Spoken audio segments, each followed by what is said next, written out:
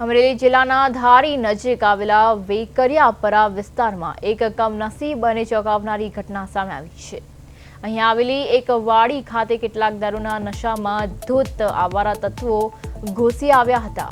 વાડી માલિકે જ્યારે તેમને ત્યાં નહાવાની મનાઈ કરી ત્યારે આ શખ્સોએ ઉશ્કેરાઈ જઈને તેમની પર હુમલો કર્યો હતો।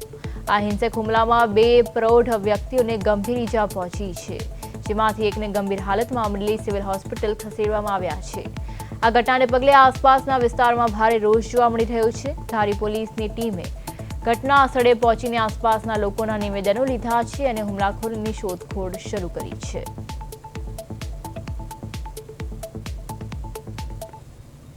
બાપા દીકરા બંને વાડીએ હતા, ગયા હતા, આવારા તત્વો નાતા હતા ને લૂંટફાટને ઈરાદે આવ્યા છે।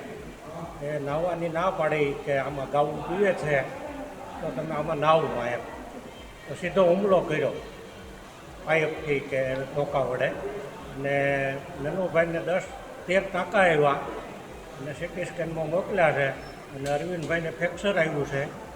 એ બે મારા બંને